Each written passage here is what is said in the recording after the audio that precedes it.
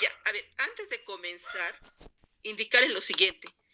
Este primer parcial, como ustedes saben, aquí claramente indica, eh, cada pregunta valía la mitad de un punto, 0,5 puntos, ¿no ves?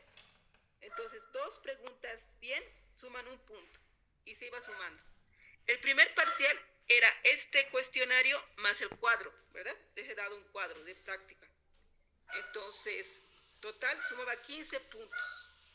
Tienen que sumar en el primer parcial este cuestionario más el cuadro, ¿no? El puntaje que hayan sacado. Sumar y eso es puntaje sobre 15. ¿Ya? Entonces, ya vamos a la primera pregunta. Ya, y bueno, también antes de comenzar, les he enviado, chicas y chicos, material, ¿no ve? De Germán de Granda, de Claudia Parodi, ¿ya? De Posas, de María Checa, o sea, de ahí, de todo el material que se les ha enviado, de ahí tenían que ya estudiar y extraer las respuestas, ¿ya? Entonces, he visto de que han respondido eh, algunas personas, y les he hecho valer en algunos casos, ¿ya? Porque tenían muy baja nota, no sé, del internet, de lo que... Pero como les dijo, la instrucción era clara.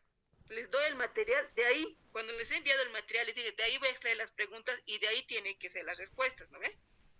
Entonces tenían que haberme hecho caso, ¿ya? Ahorita cualquier, o sea, reclamo de alguna pregunta que les he puesto mal, a ver, luego de que resolvamos me podrían hacer, pero como les digo, todo tiene su justificación. Miren, aquí dice claramente la pregunta, explique en qué consiste el proceso de coineización según Mohan. ¿Se dan cuenta? Les está poniendo un autor y esto estaba en lo que Germán de Granda, en su texto, ahí se menciona él a Mohan. Entonces, vean, según Mohan, el proceso de coineización consiste en la convergencia, nivelación entre variedades lingüísticas que o bien están estrechamente relacionadas desde el punto de vista genérico o son muy semejantes tipológicamente. Ya, esa era la respuesta. Convergencia y nivelación quiere decir que se van a mezclar variedades lingüísticas, ¿no? Y luego de un proceso de nivelación van a dar origen a una nueva variedad, ¿no? Se han parafraseado, en algunos casos les he hecho valer, pero en otros casos han dicho otra cosa, no les he hecho valer. Entonces, más fácil era que ustedes pongan textualmente solamente hasta acá, tal cual como indica, no, esto. Entonces, les he hecho valer eso, ¿ya? Está sencillo, ¿ya? Tenían que estar con el material y ir respondiendo, buscar, ¿no? La respuesta correcta. Igualmente en el texto de Granda, que nos habla del proceso de coineización, habla, miren esto, la segunda pregunta, explique cuáles son los dos mecanismos configuradores que se manifiestan en un proceso de coineización. Son dos, los dos tenían que poner. En algunos casos han puesto el 1, pero el 2 se han olvidado y no les he hecho valer, lamentablemente. He puesto mal, todo. Todo han hecho, ¿no? Pero tiene que estar tal cual, vean. Simplificación, chicos. Determinadora de la sustitución o reemplazo de subsistemas o elementos complejos. Simplificación, eso es, ¿no?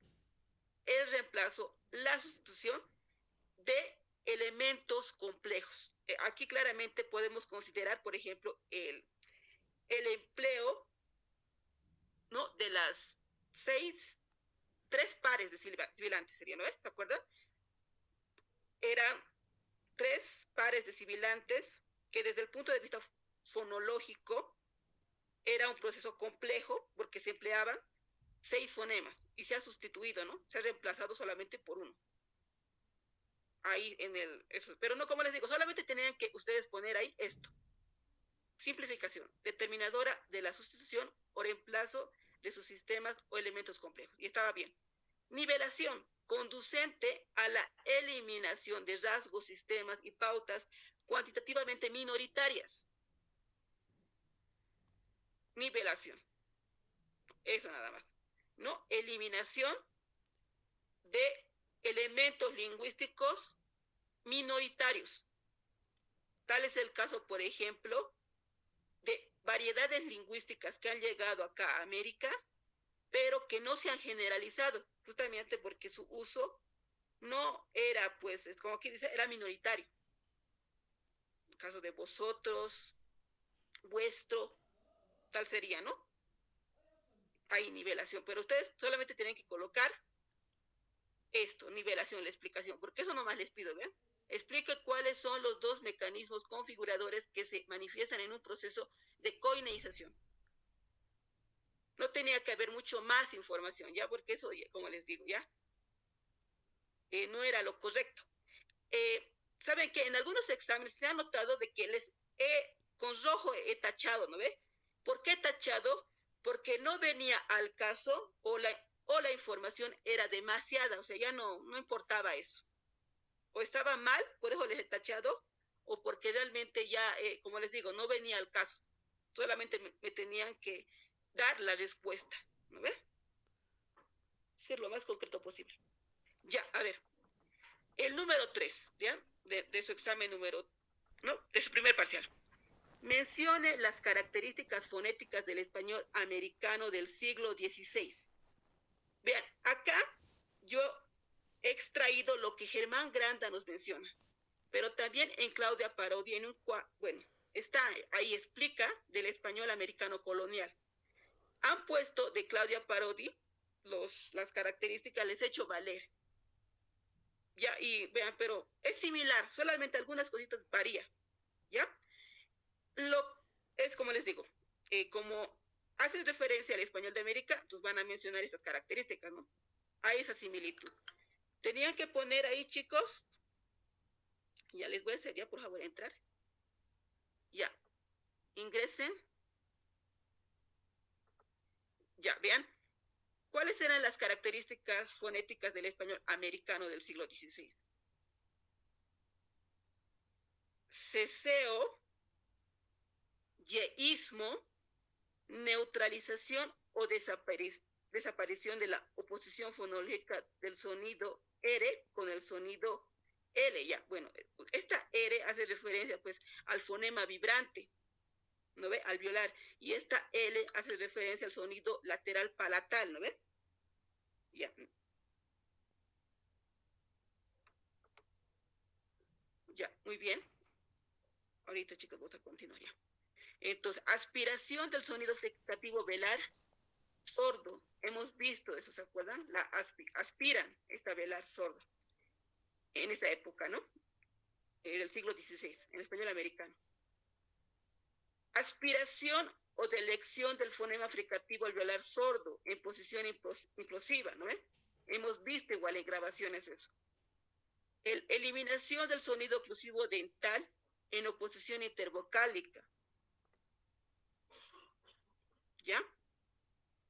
La preservación de la aspiración en formas léxicas derivadas del étimo latino con F inicial o voces árabes con aspira de A. Eso hemos visto igualmente, ¿no ven? Articulación velar del fonema nasal, o sea, la N, que es alveolar, se ha velarizado, ¿no ven?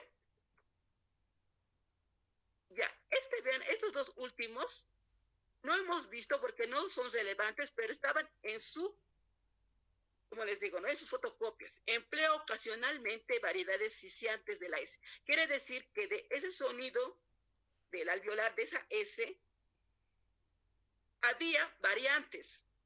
Ya, vean que eso no está muy estudiado. Ya, y no está claro, porque como nos dice acá, variantes ciciantes. No nos dicen qué contextos, ¿no ven? En qué regiones, no hay mucha investigación de esto. Entonces, no hemos, como les digo, no hemos visto eso. El empleo de ese dorsodental. No, como les digo, tampoco. Estos dos no hemos visto. Yo no les he explicado así a profundidad, porque como les digo, no es un caso relevante. Pero sí hemos visto todo esto, lo que hemos visto, ¿no ve? El caso del ceseo, yeísmo, ya, la aspiración del sonido velar, esto igual hemos visto, de esta, ¿ya? De esta sonido velar, que está con la grafía X, ¿ya? Hemos visto el caso de la neutralización, ¿se acuerdan? En las canciones, ¿ve? De Puerto Rico, de Cuba, ahí hemos visto cómo ellos, en lugar de decir, por ejemplo, amor, dicen amor, o puede decir cuerpo, que es lo correcto, cuerpo, ¿no ve? Entonces, ellos hacen esa indistinción en la pronunciación, eso atañe más que todo, entre la L y la R, ¿no ve? Hay una neutralización de los sonidos porque pierde su distinción, ¿no? Fonética, bueno, fonológica, ¿no? Sería lo correcto, fonológica. Ya, entonces vemos, hemos visto también el caso de la D, ¿no ve? En posición intervocálica desaparece, igual, o sea, hemos visto eso. La preservación de la aspiración, ya hemos visto de la F, la evolución, ¿no ve? Cómo la F en un principio se pronunciaba, ¿no ve? Fierro, fierro, hierro, hierro. Hemos dicho, ¿no ve? Cómo se pasa de la F aspirada, luego ya ni se pronuncia y solamente queda la H como grafía, pero no como sonido, porque no se pronuncia. Como les digo, todo eso hemos visto. Ya, variedades, eso como les digo, ¿ven? Mencione las características fonéticas del español americano del siglo XVI. Entonces, eso tenía que haber puesto. Ahí creo que la mayoría les he hecho valer, ¿no? Ya, explique, vean, número 4. ¿Dónde se emplea el sociotratamiento vosotros? ¿Ya? Esta pregunta les he puesto para mostrar el contraste que hay en el español americano con el español peninsular, ¿no? Ustedes saben que este sociotratamiento vosotros, aquí como la respuesta indica, se emplea en el español peninsular del área norteña y en algunas zonas intermedias como Madrid. Ya en los textos, además, como tenían que haber leído de Germán de Granda, Claudia Parodi y de otros textos que les he enviado, ya sí o sí nos hablan del español peninsular meridional, que sería el sureño, y el español peninsular septentrional, que sería la parte norteña, ¿no ve? Entonces, porque cuando hablamos de la península ibérica, entonces estamos hablando pues de un extenso territorio, tiene su área norteña, sureña, oeste, ¿no ve? Ya. Pero ahí lo importante es de que si ustedes leen el texto y analizan, nos habla de este sociotratamiento vosotros y nos indica, ¿no? Que este sociotratamiento pues se empleaba ya en la península, ¿no? En esta área, en la norteña. Entonces, bueno, usted tiene que poner esto, ¿no? Este sociotratamiento vosotros se emplea en el español peninsular del área norteña y en algunas zonas intermedias como Madrid. Igual nos ponen el ejemplo de Madrid. Ya les he hecho valer, como les digo, ¿no? En algunos casos. Si han tenido algunos errorcitos, les he tachado igual una parte y luego les he puesto bien, ¿no? Lo más próximo a esto les he hecho también valer. Ahora, cuando si está mal, es porque realmente, como les digo, estaba mal, ¿no? Ya. No sé por qué han puesto acá que este sociotratamiento vosotros se emplea en América. En América no se emplea este sociotratamiento vosotros, no se emplea en América. ¿Ya? Explique cuándo se emplea. Ven, esto ya, ahora aquí dice, ¿no? Explique cuándo se emplea el sociotratamiento vosotros en América. Y ustedes dirán, es una contradicción. A ver, esta parte que dice, explique cuándo se emplea el sociotratamiento vosotros en América, en Germán de Granda nos está hablando en su texto, ¿ya? Que en el siglo XVI, escuchen bien, se empleaba solo en contextos enfáticos y solemnes. Eso es diferente a la pregunta. Ya, según estudio diacrónico, ¿no ve? Aquí lo importante han puesto, ya, solo en contextos enfáticos y solemnes, o sea, se empleaba este sociotratamiento vosotros, ¿ya? Con valor diferencial muy marcado. Quiere decir, diferencial quiere decir, se lo empleaba este vosotros como ustedes, ¿no? Con esa misma funcionalidad. Ustedes y vosotros, ¿no? Tiene un valor diferencial. Ya, pero aquí como les digo, en contextos enfáticos solemnes tienen que poner, ¿ya? Y además, si podrían, también el empleo de este sociotratamiento es muy restringido, puesto que solo se lo empleó en tal contexto. Ya, bueno, ahí está explicando algo más, ¿no? Esto no era ni necesario. Pero acá solamente tenían que poner esto. En América, según, ya, Germán de Granda, no, en este caso, bueno, Rivarola, ¿ya? Rivarola, en el texto de Rivarola está. Ahí nos habla de esto. Se emplea en ese contexto. Luego me hacen bueno, alguna pregunta si tienen, pero como les digo, esa sería la respuesta. Ahí está, como indica eso, ¿ya? Solo en esos contextos enfáticos y solemnes, en América se empleó el vosotros, ¿ya? Explique sobre la evolución del sociotratamiento vos en la península en la península ibérica. Tenía que explicar la evolución de este sociotratamiento. ¿Ya? Y hay un texto, ¿no ve? El voceo, arcaísmo o neologismo, ¿no ve? Que les he enviado igual, de ahí he sacado ¿no? De ahí tenían que ustedes leer. Y esto es por Ana Emilia León, ¿ya? Vean acá, dice, el VOS era un sociotratamiento diferencial que a partir del siglo XVI estuvo parcialmente desvalorizado como tratamiento de respeto, consecuentemente se acercaba con matices al lugar de tú en la pragmática no diferencial. Es así que vuestra merced pasa a sustituir el empleo de vos.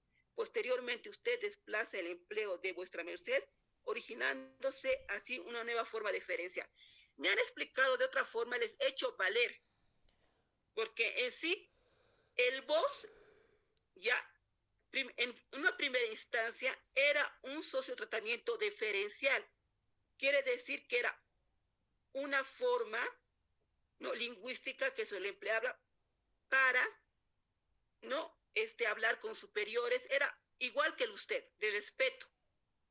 Pero posteriormente se ha ido desvalorizando su uso. Luego, en vez del vos, se emplea vuestra merced. Ya ese era el sociotratamiento después de vos, que indicaba respeto. Es el usted, ¿no? Era igual.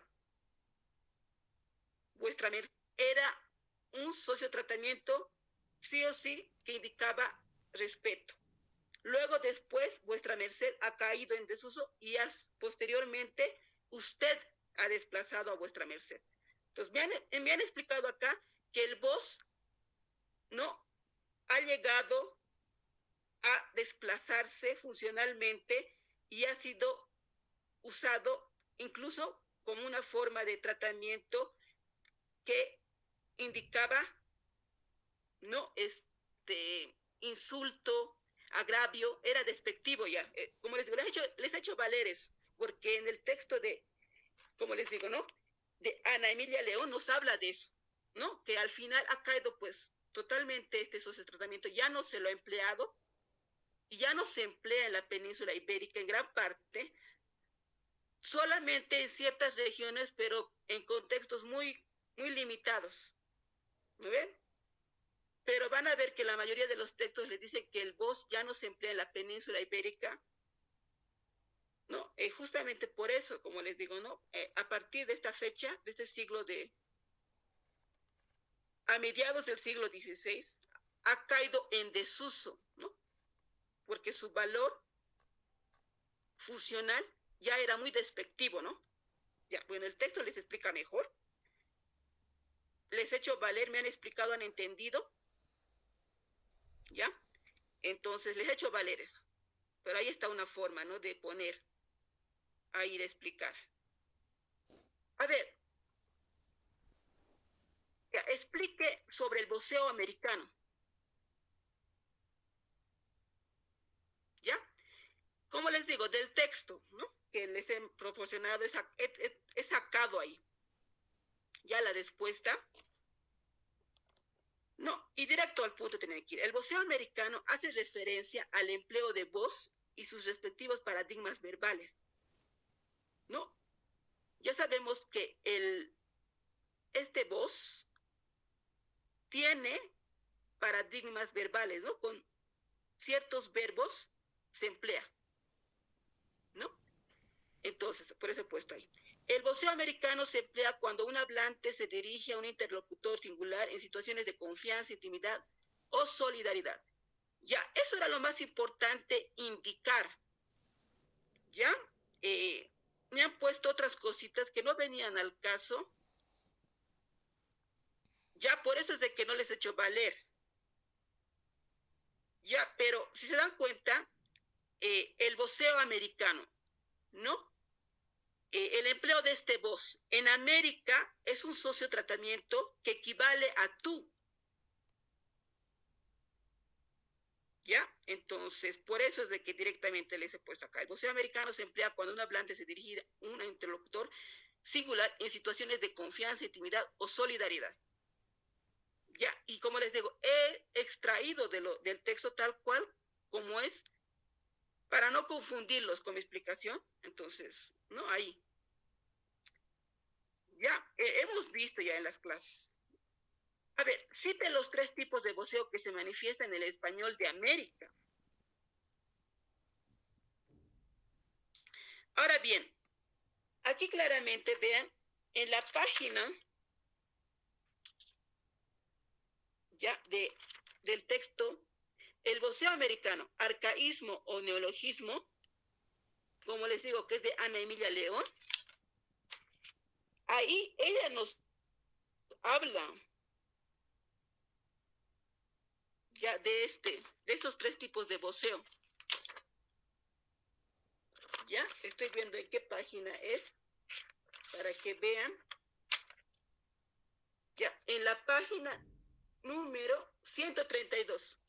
Ya, ella indica, vean, 3 tipos de voceo: voceo diptongado, voceo monoptongado y voceo híbrido.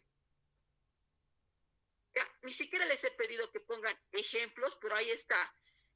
Voceo diptongado: vos habláis, vos pagáis, vos tomáis. Voceo monoptongado: vos hablás, vos pagás, vos tomás. Voceo híbrido, ¿no ve? Vos comés, vos vivís, tú comés, tú vivís. Pues ya les he explicado en qué consiste cada tipo de voceo. Entonces, tenían que solamente citar esos tipos de voceo, ¿no?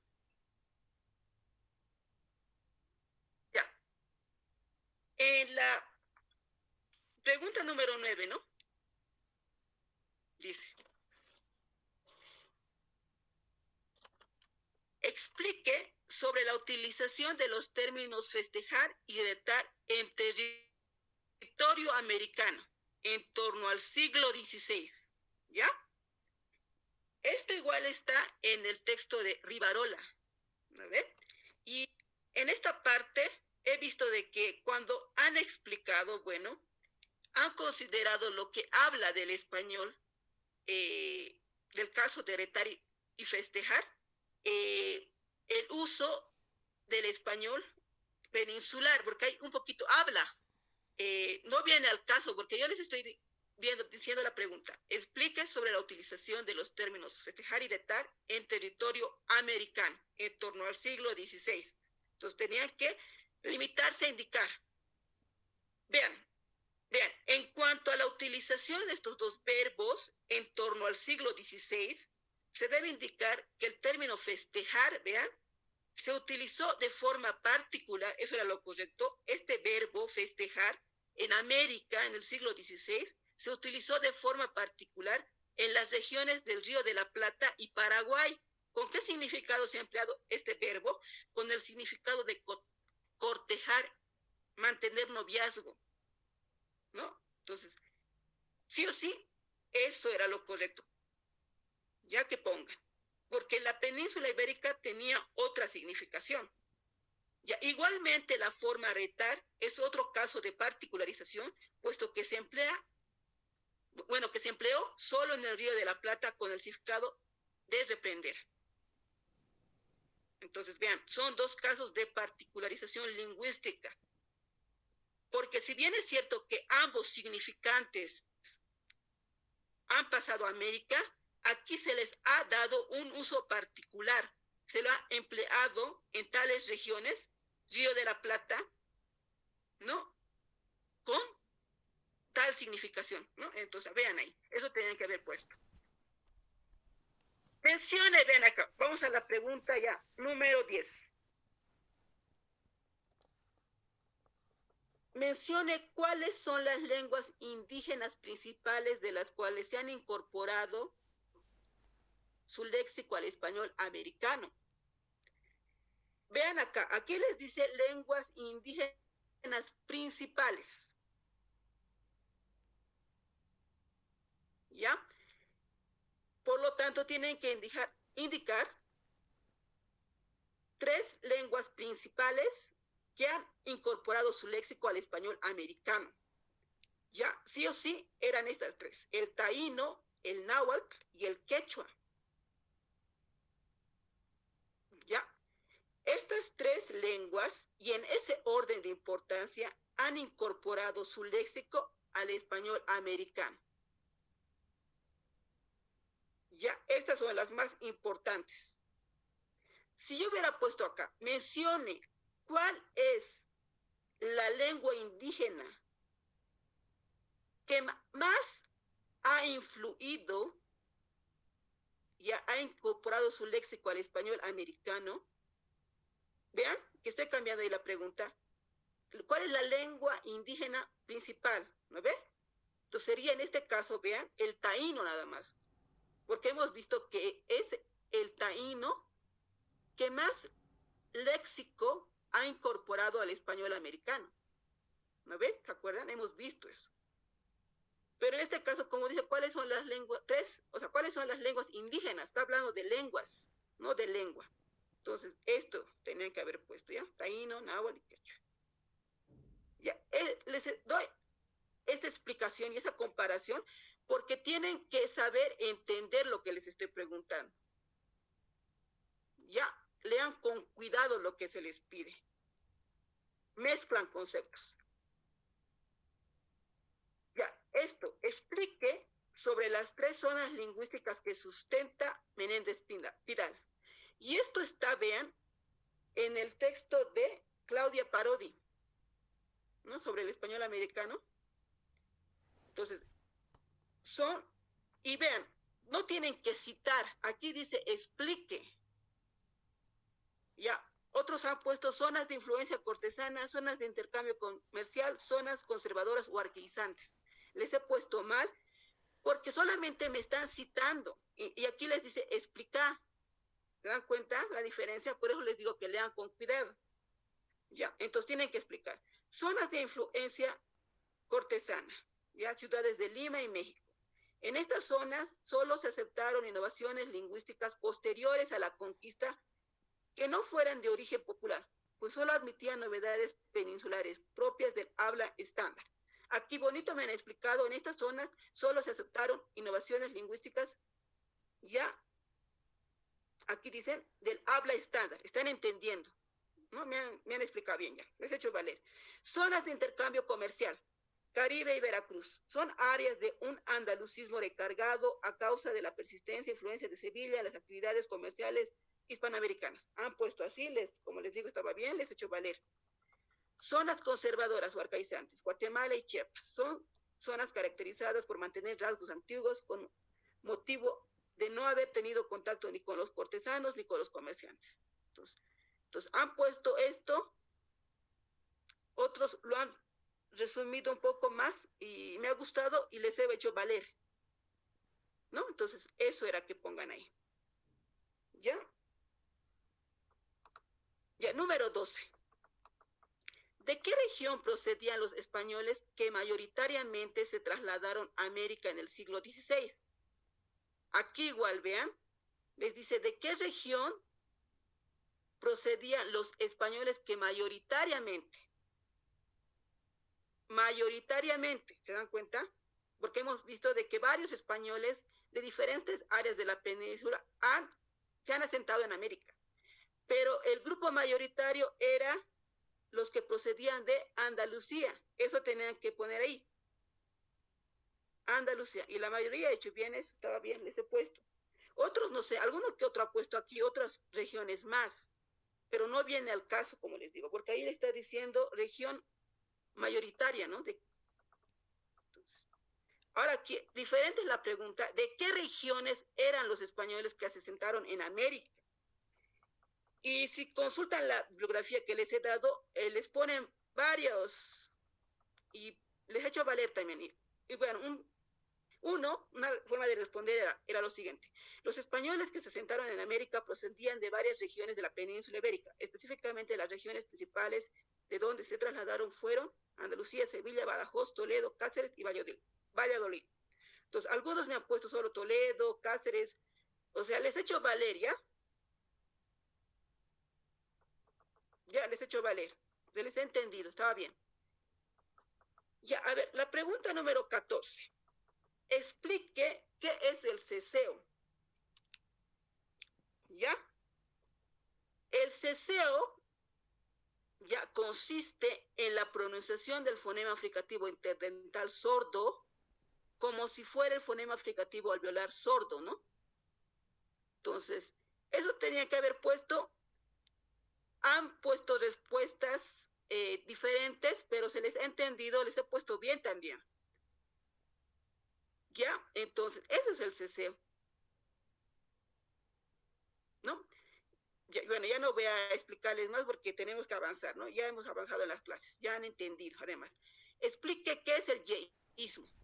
El yeísmo es un fenómeno lingüístico que consiste en la pronunciación del fonema lateral palatal sonoro como el fonema fricativo palatal sonoro. Entonces, igualmente, ¿no? Entonces, vemos qué es el yeísmo, ¿no? Eso tenían que haber puesto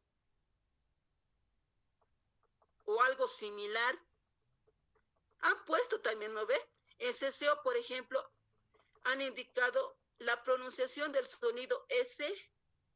No, han puesto ahí en ceseo la pronunciación del sonido Z como S. Algo así, ¿no? O sea, bueno, se entiende porque nosotros sabemos que el ceseo es el empleo de la S, ¿no ve? De este sonido fricativo alveolar sordo, ¿ya? Que no distingue el fonema fricativo interdental sonoro, que sería la Z, ¿no? Algo así me han hecho, se ha entendido, les he puesto bien, ¿ya? Igual que, ¿no? En el yeísmo han puesto, hace referencia a la pronunciación de la L como si fuera la Y. Entonces, está igualmente bien, ya, les he puesto. Bien, ya, el número 16, igual fácil, ¿no? Cite, solamente tienen que citar. Cite 3 países donde se presenta el voceo regional.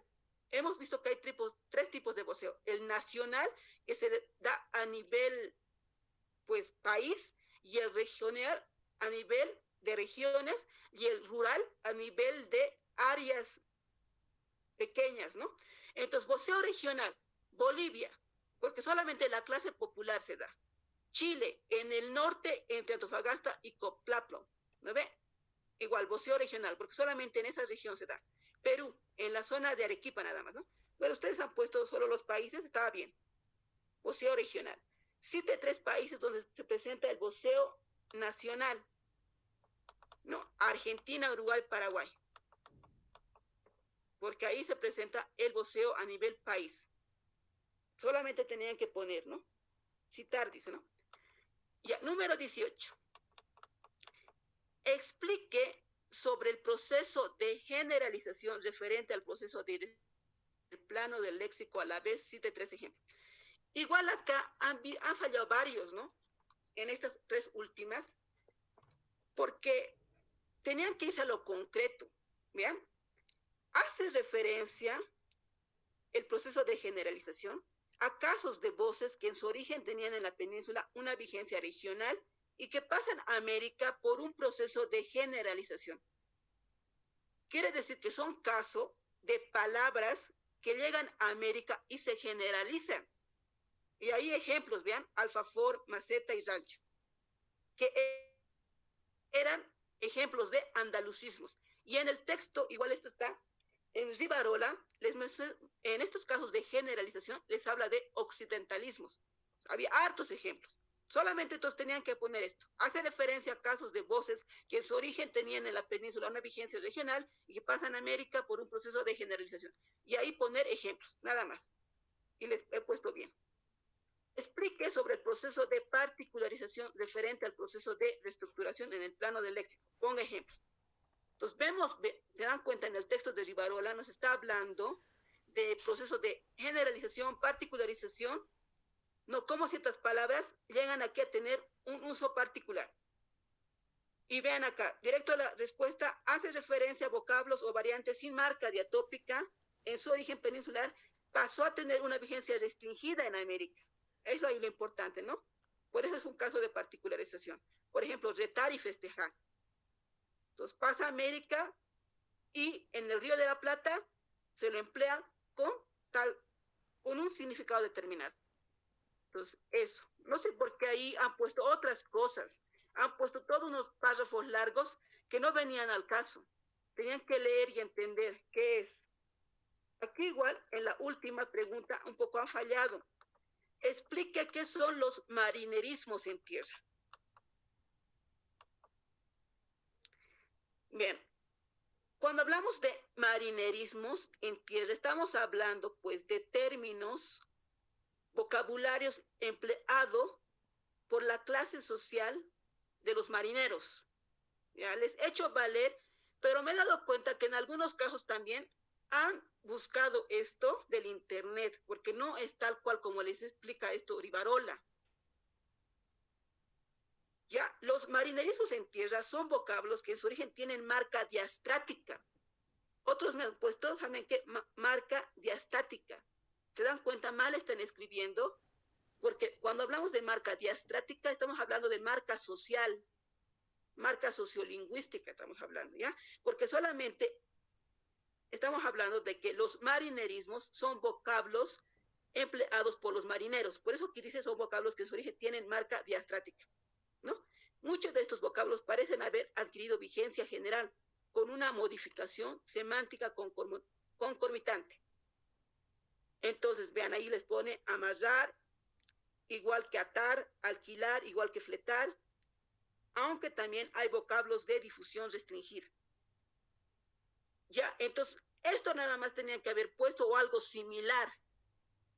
Ya, lo importante es indicar que los marinerismos en tierra son vocablos en su origen que tienen marca diastrática. ¿Ya? Eso. Ya, esto es referente, pero nos falta el cuadro, ¿no? Cada pregunta de este cuestionario del primer parcial valía 0,5 puntos. ¿No ve? Ya, entonces vamos al cuadro de análisis lingüístico, ya que ahí me interesa más porque han fallado. Ya, muy bien, a ver. Ya. Y pues se vean de que tenían acá la parte que está pintada en rosa, ¿ya? Un ejemplo claro, ¿vean? Área lingüística, ¿no ve? Va a hacer referencia, vean, estamos analizando, aquí cuadro de análisis lingüístico, ¿es verdad? Y ustedes saben de que hemos analizado ya la pronunciación en las grabaciones. Por lo tanto, cada palabra o vocablo que analicemos va a pertenecer a un área lingüística. Morfología, y vean, En la grabación número 6, ¿se dan cuenta? Hemos escuchado, era del cantante Raúl, espero se recuerdan, ¿no? Lo que llama la atención ahí, que es español de España, van a ver que habla de riconcilio, solecilio, ¿no? Vean ese illo, ¿no? Ya es un sufijo. Por eso es de que vean, dice ahí, área lingüística morfología, empleo del sufijo illo. Eso llama la atención. Porque nosotros empleamos el diminutivo ito, rinconcito, preferentemente en decir de rinconcillo. No es lo común illo, ¿no? Solecillo, solecito. Aquí en América es el ito, ¿no? Y es parte, pues, de la morfología, porque estamos analizando ese sufijo que es illo. ¿No ve? Ese morfema. Es un morfema, ese illo. Ito es un morfema diminutivo. ¿No ve? Eso tienen que saber ya diferenciar el área lingüística, el caso lingüístico y poner la descripción del caso lingüístico. Ahí han fallado. Ahora bien, ¿qué es lo que pasa? En acá, chicos, van a perdonar, tenía yo, pero lo he extraviado acá. De la grabación número 5, los dos primeros correspondía ahí poner la grabación número 5 y aquí poner el caso. Les he tenido que tachar acá y a todos he puesto, ¿ya? Les he hecho valer el punto, aunque hayan hecho bien mal, vale el punto porque, como les digo, yo tenía que darle la respuesta. Entonces, vean, como les digo, se ha extraviado, entonces, y la grabación no está disponible tampoco, ¿no? Entonces, van a disculpar, entonces, aquí, por eso es de que no les estoy mostrando ahorita acá la grabación, en los casos concretos, como tenían que ser, pero les he hecho valer a todos por, ya, puntaje, por su puntaje respectivo, ¿ya? Y era parte, vean, esas grabaciones hacían referencia a un área, al área de sociolingüística, referente al caso lingüístico de contacto de lenguas. Había un uso inadecuados. Ya, a eso hacía referencia, pero era lo bueno colocar ahí, en caso concreto acá, la descripción, ¿no? Ya, bueno. A ver, aquí vamos a esta fila, chicos, vean que les he puesto morfosintaxis. Esto era en la grabación 3. Ya, tal cual como digo tiene que estar. Ya morfosintaxis estaba ahí puesto, bien. Grabación 3, aquí tenía que poner. Y aquí, voceo monoptongado. Si me han puesto solamente voceo, no es caso de morfosintaxis, sería un caso de morfología nada más. Porque morfosintaxis estamos viendo la relación del voz con el verbo. Ya estamos considerando dos elementos. Entonces, vean, esto en la grabación 3, que es del español argentino, de una serie argentina que es Cebollitas, van a ver de que hay varios casos de voceo monoptongado. De ahí he extraído vos tenés, vos sabés, vos querés, vos sos. Ya, me han puesto incluso, esto estaba bien de algunos, pero el hecho de que aquí no lo hayan puesto bien en lo que dice caso lingüístico, tenían que haberlo puesto bien. Voceo monoptongado. Ya, porque si solamente ahí estaba ahí voceo y no tiene, pues, lógica cuando dice morfosintaxis acá. Área lingüística, morfosintaxis. Entonces, eso tienen que ver. Ya, saber que cada caso que estoy analizando pertenece a un área lingüística y a un caso lingüístico en específico. Eso tenía que estar bien hecho. Ya, entonces en la grabación 3, si pueden ver ustedes, hay esto. Ya, voceo monoptongado. Igualmente en esa grabación 3, esa grabación argentina, vean, aquí dice área lingüística fonética. Y el caso lingüístico que se ha detectado en la grabación es de yeísmo. Yeísmo, rehilado, ¿no? Pero ahí ya, como les he puesto ahí, yeísmo, no he puesto que completen, ¿no? No era lo importante, porque de todas maneras es un caso de yeísmo. Estamos bien, ¿no? Te llevo, de guille, ¿qué tal si nos maquillamos? no esa Y. No llevo, guille. ¿Qué tal si nos maquillamos? Es diferente, ¿no? Ahí es un caso de yeísmo, porque se pronuncia la Y, rehilada. Esto la mayoría creo que ha hecho bien. Les he hecho valer. ¿No? Han puesto bien. Área lingüística fonética estaba bien ahí. El caso lingüístico yeísmo y luego ya el ejemplo concreto, ¿no?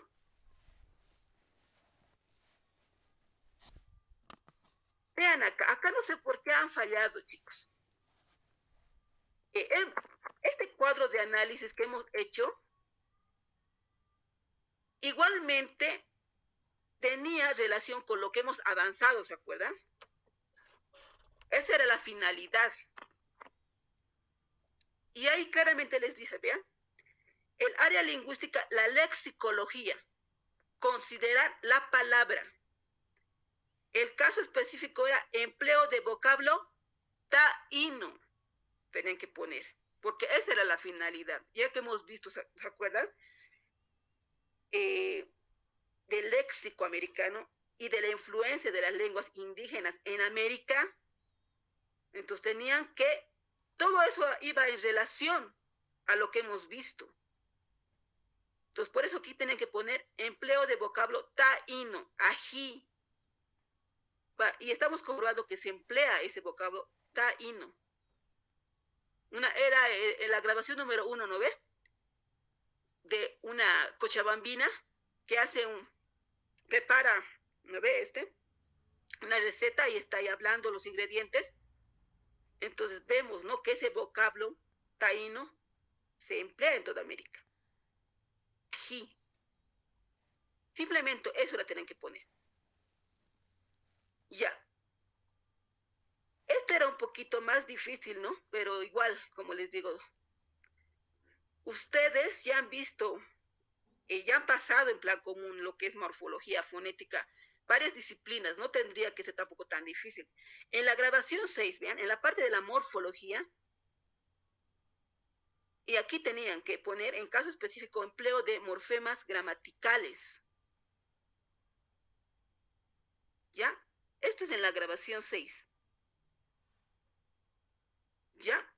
Dice acá, vean en los ejemplos, en sí los morfemas son esta os, ¿ya? Y la D, ¿ya? Ese los morfemas gramaticales. Vean, cuando yo digo, voy a enseñaros, acompañadme, esto es en la grabación igual de Raúl, ¿ya? Y para esto le he puesto para contrastar lo que hemos visto, ¿ya? Este os es un morfema gramatical, porque hace referencia a un pronombre átono. A ver, este os lo pueden seguir, sigue fragmentando, no ve. Es un morfema, porque es una unidad mínima con significado, ¿ya? Y tiene, como les digo, un morfema gramatical significa que es de pronombre personal, ¿no? Tiene un significado. Ahí, hasta ahí. Esta D igual es un morfema gramatical porque hace referencia al morfema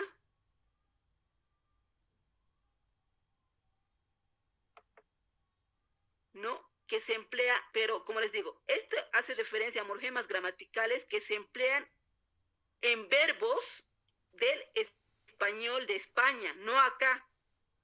Acompañadme, esa D, porque nosotros decimos acompañalo, acompaña. No empleamos, cuando yo digo acompañad, cantad, jugad, tal cual, esa D, como les digo, morfema gramatical, es un morfema gramatical, ¿ya? Bueno, eso, no, ustedes tenían, aquí han fallado varios, ¿no? Ya. En la parte, vean de acá, en la grabación número 1 dice, ¿no? La parte que dice lexicología. Empleo de vocablo quechua, igualmente. Ya, papa, chuño. ¿No ve? Lo que hemos visto. ¿Se acuerdan que papa, además de este vocablo quechua, ¿no? El español ha, bueno, pues ha adoptado con la modificante de patata, ¿no? Y así con ese cambio de significante se ha trasladado a España. Pero como referente, esta papa, igualmente se ha generalizado se dan cuenta, en América, papa, y tiene su origen quechua. Pero aquí eso tenían que poner. Lexicología, además estaba ahí así puesto, lexicología. Empleo de vocablo quechua. Ahí, no se me han puesto ahí palabras en quechua. No venía al caso, como les digo. Todo era referente en torno a lo que hemos avanzado. De las palabras indígenas que se han incorporado al español de América. Porque nosotros estamos viendo el español en Hispanoamérica. Entonces no me pongan otras cosas que no vienen al caso. Ahora bien, si es bien es cierto que les he puesto casos de español de la península ibérica, del español de España, es para contrastar las diferencias, ¿no ve? Y además en los textos igual nos habla y para, como les digo, comparar, resaltar diferencias. Entonces, estos casitos nos llama la atención para hacer análisis lingüístico, por eso les he puesto acá. Todo tenía relación con lo que hemos visto. Ya, a ver, en la parte que dice acá, miren, fonética, esto era la grabación 4. Neutralización del fonema alveolar vibrante, es la R, ¿no? Ya han puesto ahí la R, tenían que haber puesto nada más ya. Todo esto tenía que estar bien hecho, chicos, ya, porque no solamente los ejemplos, sino también indicar el caso específico. Neutralización del fonema vibrante alveolar y la R tenía que estar ahí, ¿no? El ejemplo, palte, persona, por qué. Entonces, les he puesto bien, porque ahí está el caso de neutralización. En lugar de este fonema alveolar vibrante, está ese sonido palatal, ¿no? De la L ahí. Se han puesto, estaba bien, igual han hecho. Ya, en esta parte, chicos, bueno, esto era, ¿no ve? En estas grabaciones, la 4 y la 2, que son las últimas, hace referencia, pues, a estas grabaciones, vean. Preguntas en la calle de Puerto Rico. Era en la grabación aquí 4. Donde hemos encontrado neutralización del fonema R, ¿ya? Más que todo, ahí se han encontrado esos casos de neutralización. ¿Ya? En preguntas en las calles de Puerto Rico. Ya en la grabación 2, hace referencia a qué significa ser puertorriqueño. O sea, se les ha entrevistado a unas personas de Puerto Rico. Para ti, ¿qué significa ser puertorriqueño? Ya, en ese caso de entrevistas, ya, que hace referencia, ven, y tenían 3 ahí, sí o sí, tenían que hablar en la parte de la fonética, ¿vean? Elisión del fonema S en posición en la grabación 2, ¿no? Fonética. Aquí se han equivocado, no han hecho bien. Se han equivocado más la mayoría. A ver, en esa grabación, como les digo, ¿no? ¿De qué significa ser puertorriqueño? La elisión del fonema alveolar de ese sibilante, de esta S, se da en posición final de palabra. La elisión. ¿Ya? Mujeres latina, indio. Ya, entonces, en esta palabra tenía que ser mujeres latinas, indios. Ya, tal vez ha habido más casos, más ejemplos, pero se van a dar cuenta que aquí lo que nos interesa ver es que este fonema, la S, se pierde, ya no se pronuncia cuando esté en final de palabra. ¿Ya? Entonces, eso tenían que ustedes aquí poner el ejemplo. Ahora bien, les he puesto acá una trampita. les he puesto acá, fonética, aspiración del sonido velar.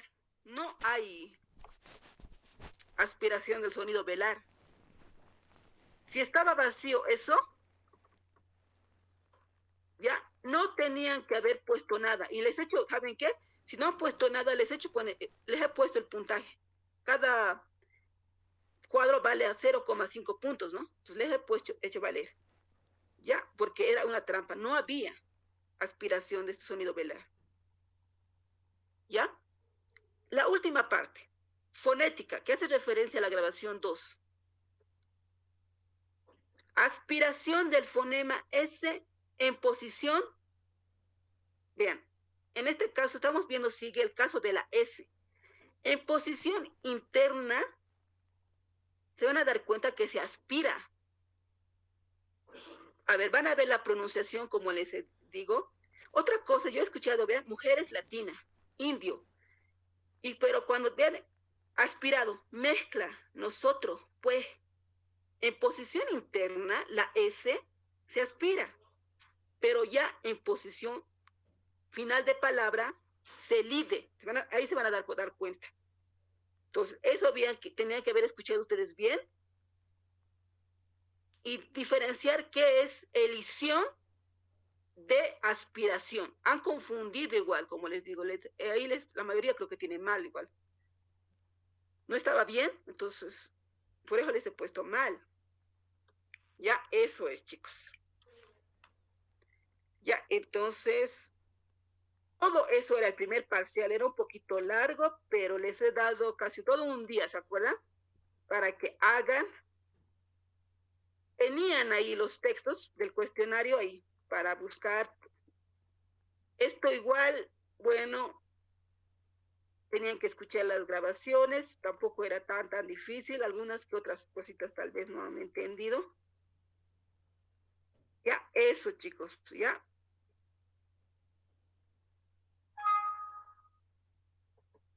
Ahora vamos al segundo parcial, ¿no? Y esto era más cortito. Su último examen, chicos, va a ser, yo creo, de falso y verdadero, o de selección múltiple. Ya para que... Ya, eso les digo.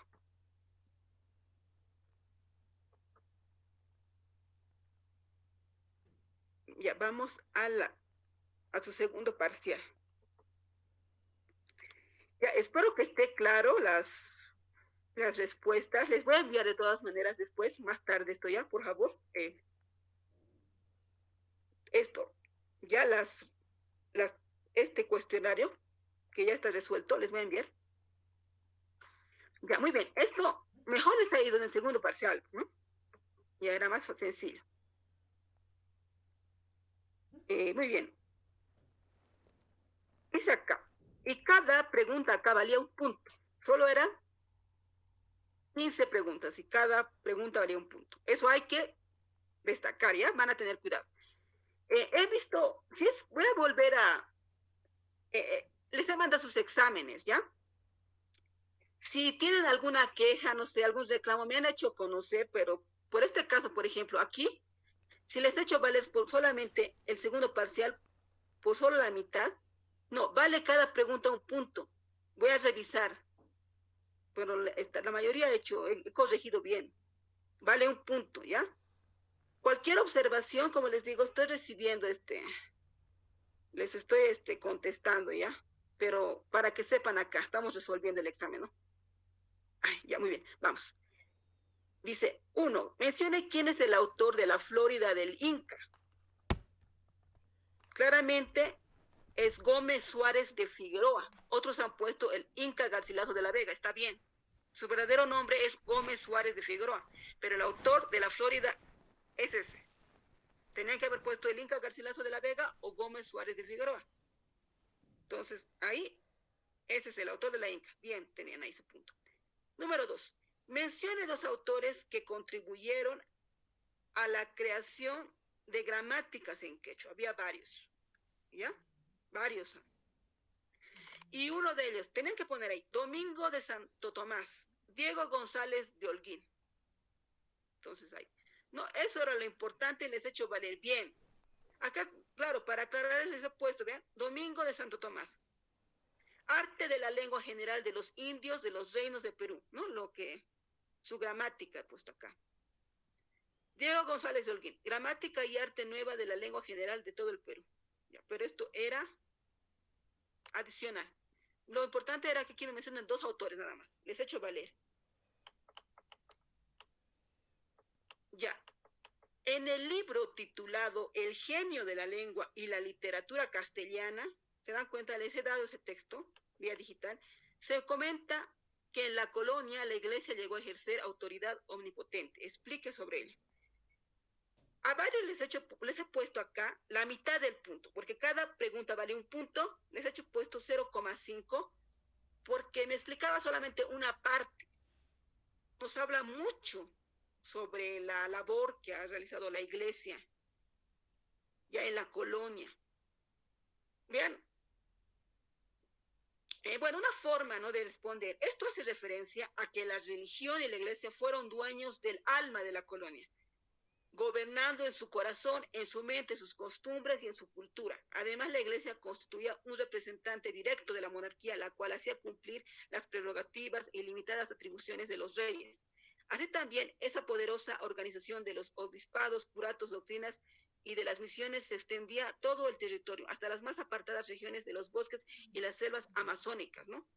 Entonces, les digo acá, con el hecho de decirles, con el hecho de mencionar que la iglesia no ha gobernado en el corazón y la mente, costumbres y en la cultura, ya estoy sintetizando, ¿no?, que la iglesia en la colonia, en América, estaba instituida en todo,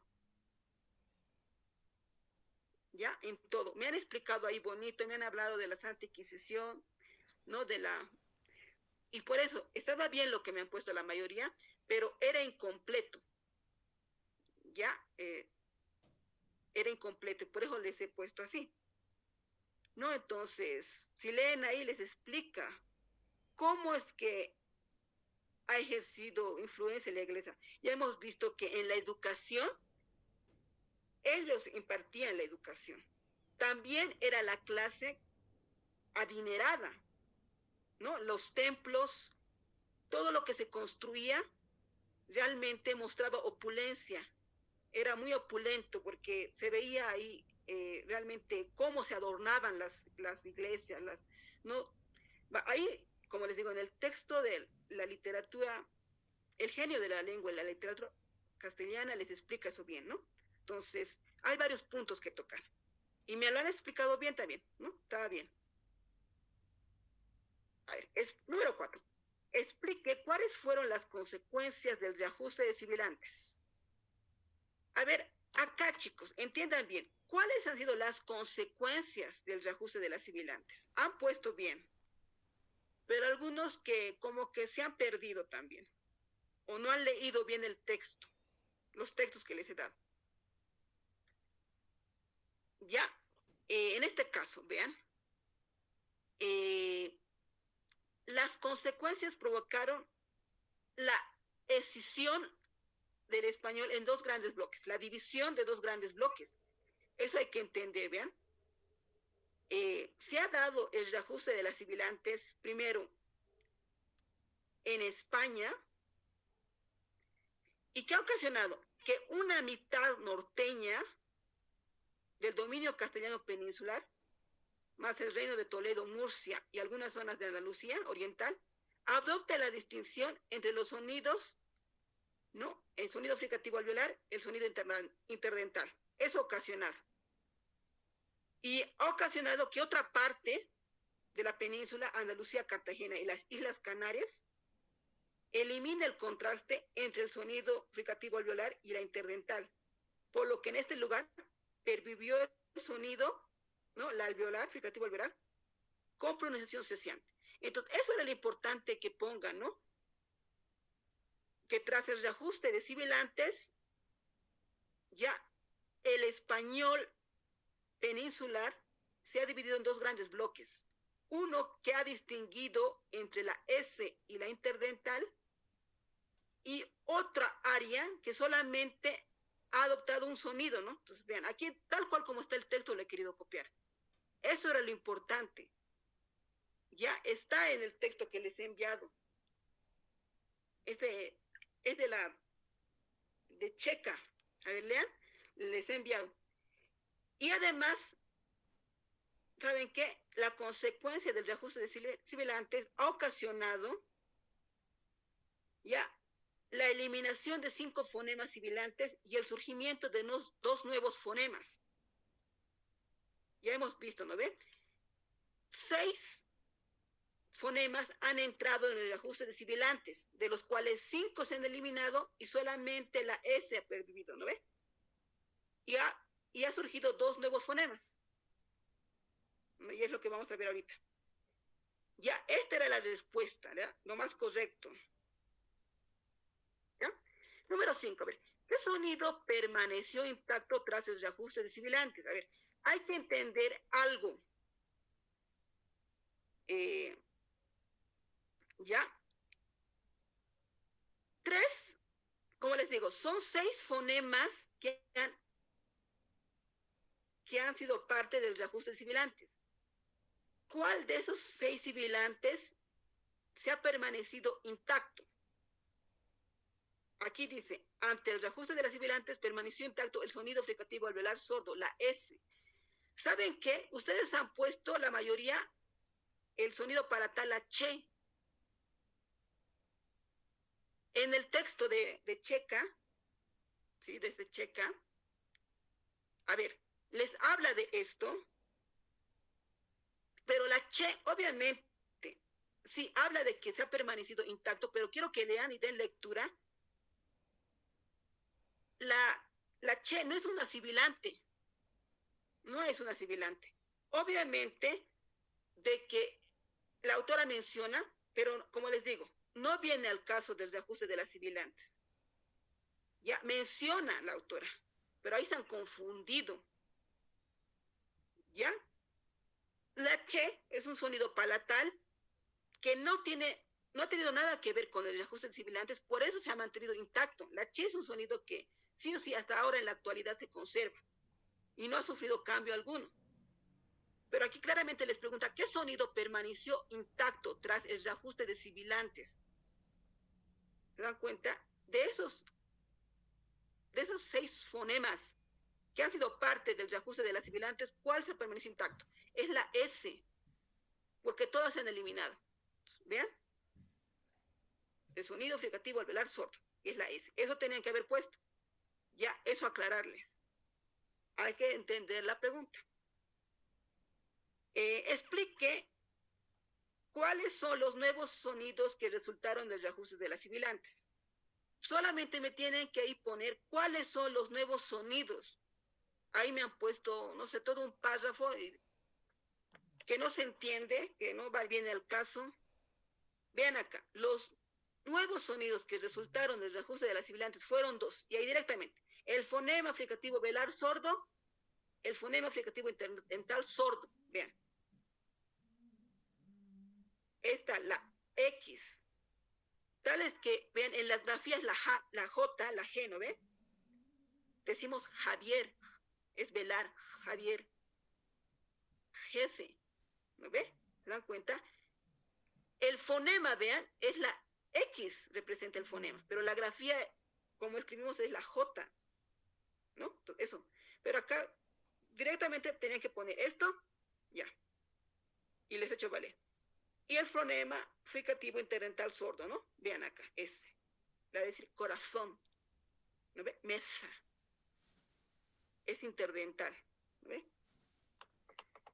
Ya, pero eso, como les digo, eso tenía que haber puesto.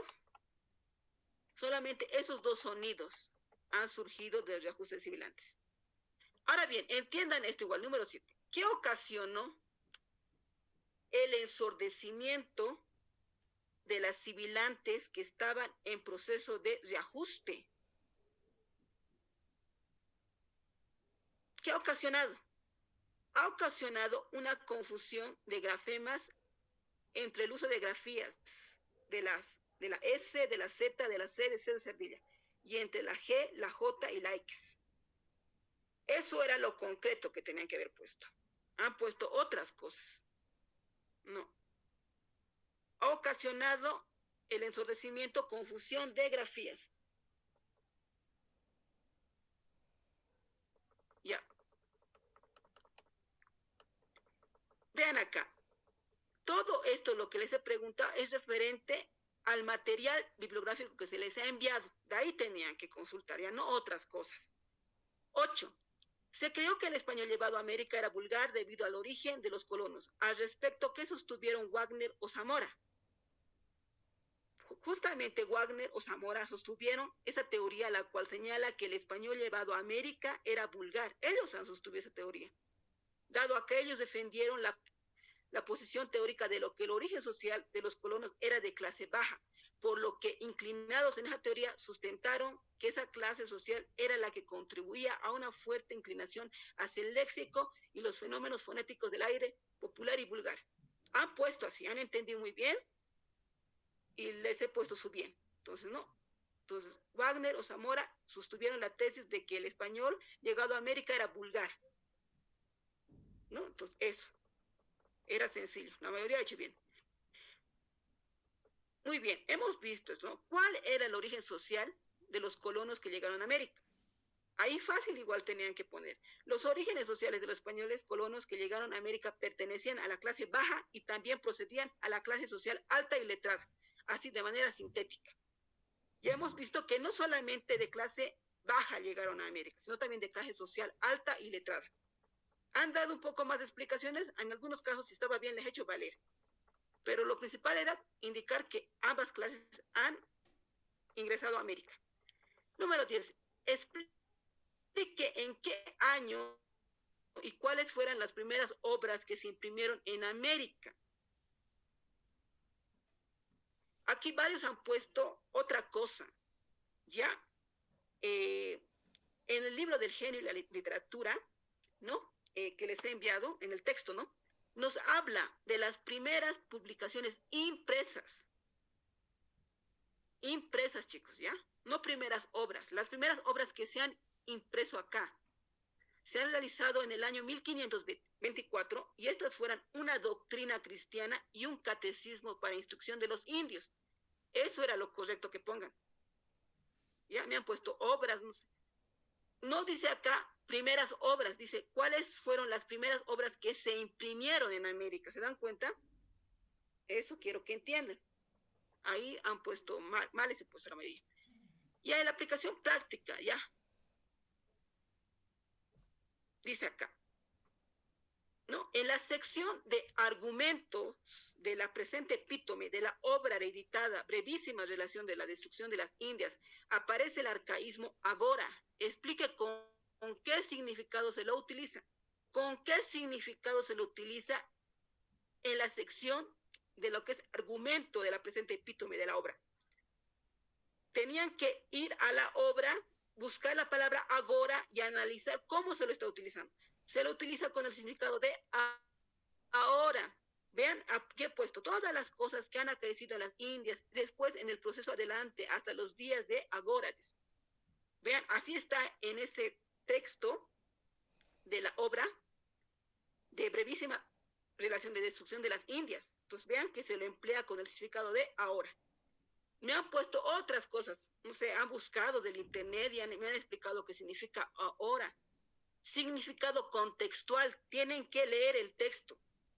No es de que todo lo busquen, ¿no ven? Ya. En la parte del prólogo de la misma obra de Fray Bartolomé de las Casas aparece la expresión matando 1000 cuentos de gentes. Traduzca esa expresión en español actual. ¿Ya? Y además, bueno, no, ahí en el mismo texto, o sea, se van a dar cuenta, ven, revisan ahí, les he pasado el link, hay partes que está marcado en azul y les lleva, les explica. Matando 1000 cuentos de gentes. La traducción sería matando 1000 millones de personas. Eso era la traducción. ¿Ya? Ahí claramente nos explica que cuentos hace referencia a millones. Gentes, personas. ¿Ya? Entonces, ahí eso nada más era. una traducción contextual. Tenían que leer, ir, ¿no? 3. En el cuerpo del inicio de la obra hay un caso de contracción de palabras que se repite con más frecuencia. Mencione cuál es ese caso. Igualmente, ¿no? En la obra Brevísima Relación de Destrucción de las Indias, en la primera parte, se van a dar cuenta que caso de contracción, hemos visto palabras que se mezclan, que se fusionan, contraen. De ella, son dos palabras diferentes, pero hemos visto que en el español antiguo hay varios tipos de palabras que se contractan, ¿no? Por eso, vean, el caso de contracción que se repite con más frecuencia en el cuerpo de inicio de la obra es la expresión de ella. Eso tenían que haber puesto y les he hecho valer bien, ¿ya? Entonces, eso. Por eso era la parte práctica. Tenían que ver el texto, leer y extraer lo que se les está pidiendo. Vean acá. Del cortometraje Watey, extraiga dos características lingüísticas que no heredó el español americano del español peninsular. ¿Ya? Teníamos ahí la expresión,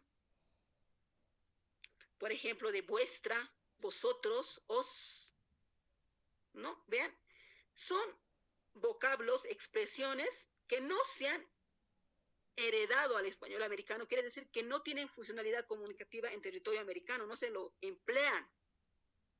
Y ahí para explicarles, ¿no? He extraído, vean de la grabación, os haremos esclavos y dispondremos de vosotros a voluntad, nos apropiaremos de vuestras posesiones, ¿no? Ahí claramente les he puesto esto para aclararles que de ahí he extraído que sí o sí estas expresiones estaban en la grabación. Me han puesto otras características y dependiendo les he hecho valer.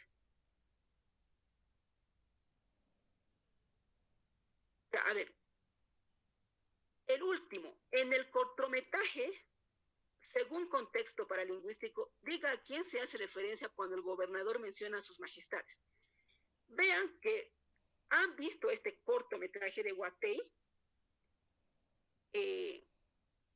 Cuando el gobernador menciona a sus majestades, hace referencia a los reyes de España. Sí o sí, por contexto.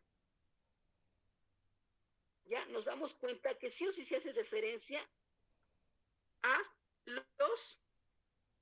los reyes católicos, porque habla de majestades. Tras mi primer viaje, hablé personalmente con sus majestades. ¿Ya? Como les digo, el contexto sí o sí nos hace deducir que eran los reyes, a los reyes a quien se hace referencia a las majestades. Solamente eso tenían que poner, igual han hecho bien eso. ¿Ya? Entonces, chicos, eso era su examen. ¿Ya? Como les digo, algunas cositas que hayan hecho mal, se les ha borrado, estaba bien, otros estaba mal, por eso es que no les, como les digo, ya totalmente estaba mal, no se les ha podido hacer nada, entonces estaba muy mal. Ya, eso les quería explicar. Muy bien. Entonces, les voy a enviar esto igual al WhatsApp, ¿ya? Ya les he enviado, chicos, la fecha, ¿no? De su próximo examen. Es el 8 de junio, ¿no ve? Y luego, el miércoles 15 de junio es su segundo parcial. Bueno, no, el segundo turno, ¿ya? No hay que equivocarse. Examen final, 8 de junio, y el 15 de junio, el segundo turno, para los que han reprobado. Y ya saben, el 1 de junio es la fecha límite para subir los trabajos a la plataforma YouTube. Tienen que enviarme hasta el 8 de junio la versión corregida, chicos. Ya estarán corrigiendo, ¿verdad? ¿Ya? Por favor, voy a llamar lista.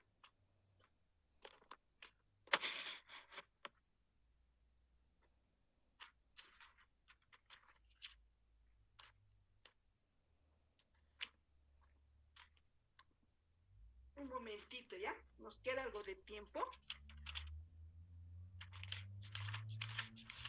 Ya saben entonces, ¿no? ¿Cuánto es su nota? Las prácticas, referente a las prácticas, ¿sí? Licenciada, ayer le mandé mi nombre a su WhatsApp, pero no me envió la calificación de mi primer examen. A mí tampoco. Por eso, a ver, muy bien que están comentando eso. Sí o sí, tienen que haberme enviado a la fecha correspondiente. Voy a volver a revisar. Si hay algunos exámenes que no, bueno, por favor, mándenme a mi número de WhatsApp indicándome que de revisar su examen. En caso que me lo hayan enviado, la fecha y la hora indicada, pero ya voy a volver a revisar. Quiero ver qué ha pasado con sus exámenes, porque no los, ¿ya? Si es que no les he enviado sus exámenes es porque no me han enviado. Pero puede haber, como les digo, envíenme, yo voy a volver a revisar. Por ejemplo, de Aranda Zurita, sí tengo constancia de que me ha enviado. Le voy a, como te digo, voy a volver a, te voy a enviar tu primer parcial. El segundo parcial no, obviamente que no lo has dado, no me has enviado.